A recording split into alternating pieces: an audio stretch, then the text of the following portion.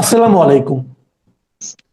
জনাব আনিস আলমগীর, আপনি নিশ্চয়ই খেয়াল করেছেন গত কদিন ধরেই আমাদের দেশের রাজনীতির অঙ্গনে সবচেয়ে আলোচিত বিষয় হলো প্রধান উপদেষ্টার ব্রিটেন সফর। এটা ওনার দায়িত্ব নেওয়ার পর 11তম সফর।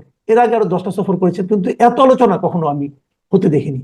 এবং এই আলোচনাটা উনি ওখানে যাওয়ার পর আরো যেন বেড়ে গেল।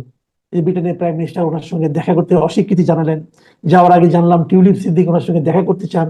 তারপরে আসলো তারেক রহমানের সঙ্গে উনি দেখা করছেন। এই যে সব মিলিয়ে এই প্রধান উপদেষ্টার এই ব্রিটেন সফরটাকে আপনি কিভাবে আসলে দেখছেন?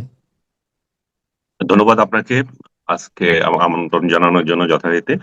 আর আপনার কথা শুরু করার আগে আমি ইসরায়েল যে ইরানে হামলা করলো সেটা নিয়ে একটু বলতে চাই। আপনি জানেন যে এর মধ্যে ইরানের পারমাণবিক স্থাপনা সহ প্রায় 10 জায়গায় ইসরায়েল হামলা চালিয়েছে। এখন সেই হামলার প্রতিরোধে ইরান আবার পাল্টা হামলার প্রস্তুতি নিয়েছে। অলরেডি তারা সখানেক ড্রোন পাঠিয়েছে বলে এই তাৎক্ষণিক খবরে দেখলাম।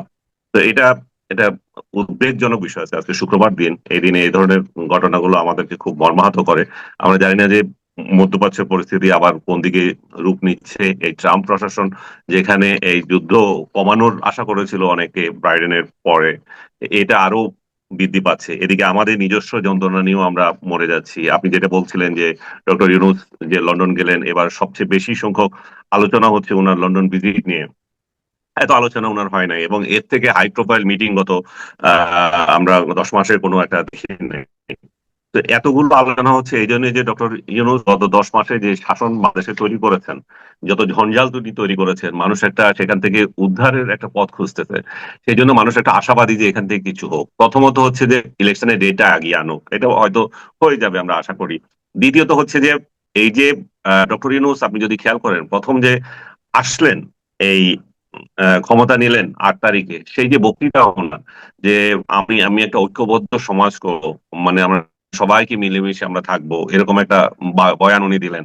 আমি দেখলাম যে লন্ডনে ওনাকে এই নিয়ে প্রশ্ন করা হয়েছিল যে আপনি তো বললেন এটা করবেন, আর এখন কি হচ্ছে, সে 32 নম্বর ভাঙা হলো, আপনার ভূমিকা কি ছিল।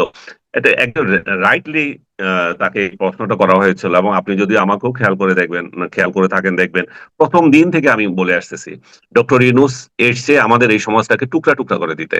উনি যত কিছু কর্মকাণ্ড করছেন সবগুলো আমাদের সমাজকে বিভক্ত করে দিচ্ছেন। আমাদের আগে যেটুকু বিভক্ত ছিল শেখ হাসিনার আমলে, খালেদা জিয়ার আমলে, এখন ঘরে ঘরে বিভক্তি, এবং এই বিভক্তির জনক হচ্ছেন উনি। এবং তার খেসারত এই জাতিকে দিতে হবে এবং তাকেও দিতে হবে। এবং এই বিভক্তিটা আমরা আশা করেছিলাম যে উনি যেহেতু শান্তির দূত, উনি এসছেন, উনি নেলসন ম্যান্ডেলার মতো একজন ব্যক্তি হতে পারতেন আমাদের এখানে, যে সাদা কালো যে দীর্ঘদিনের যুদ্ধ সেটাকে শেষ করে একটা ঐক্যবদ্ধ সমাজ তৈরি করে দিয়েছে। সেই জায়গায় ডক্টর ইউনূস আমাদের তাই করতে পারতেন। আমাদের এখানে মুক্তিযোদ্ধা কে, মুক্তিযোদ্ধা না কে, রাজাকার, এটা নিয়ে চলছে। হিন্দু না মুসলিম, এটা নিয়ে চলছে। আমাদের এখানে ইসলামিস্ট যারা আছে তাদের যে একটা স্পেস থাকা দরকার, সেটা ছিল না এর আগে। তাদেরকে একটা স্পেস দেওয়া দরকার। এখন সবকিছু মিলে আমরা দেখতেছি যে তিনি যে জাতিকে ঐক্যবদ্ধ করতে চেয়েছেন বা বলছেন, সেগুলো ছিল কথার কথা। উনি আসলে এখানে একটা জঙ্গিদের ঐক্যবদ্ধ করেছেন। একটা জঙ্গি শাসন কিভাবে আহ মানে দিন দিন বাড়তে পারে সেই ঐক্যবদ্ধ করেছেন, এবং সেই সমাজ উনি এখানে তৈরি করেছেন। এখানে একজন আরেকজনকে সহ্য করতে পারছে না, এবং এই আফগান স্টাইল রাষ্ট্র মনে হচ্ছে বাংলাদেশে শুরু হয়ে যাবে। আপনি এর মধ্যে কি খেয়াল করেছে দেখছেন যে সিলেটে পর্যটকদেরকে কিভাবে নসিহত করতেছে। আরেক জায়গায় সিনেমা একটা চলবে, সিনেমা চলতে পারবে না। আমার কথা হচ্ছে, পর্যটন কেন্দ্রে যদি কেউ খারাপ কাজ করে আপনি সেখানে নসিহত করেন, ভাই এই তোমরা পর্যটকরা এই কাজ করো না। বা সিনেমা হলে লোকদেরকে বলতে পারে, সিনেমার নিয়ে কথা বলতে পারে, সিনেমার কন্টেন্ট খারাপ, এই সিনেমাটাই চলতে পারে না। এই সিনেমায় মাদককে আহ উৎসাহ দেওয়া হচ্ছে, এই সিনেমায় এই এই খারাপ দিক আছে, খুন খারাপিকে উৎসাহ দেওয়া হচ্ছে। আমাদের যে সিনেমাগুলো স্পেসিফিক বলতে পারে তা না, সিনেমা হলই বন্ধ করে দিতে হবে। তো এই যে আপনি উৎসাহটা। আরেকটা জিনিস আপনি স্মরণ করে দিই। ওই শাহজাদপুরে এই রবীন্দ্রনাথের যে কাছারি বাড়ি ভাঙা, এবং সেটা হ্যাঁ, সেটাও আরেকটা জিনিস। দেখেন কত বড় স্পর্ধা, আমাদের সমস্ত ঐতিহ্যকে ধ্বংস করে দেবে।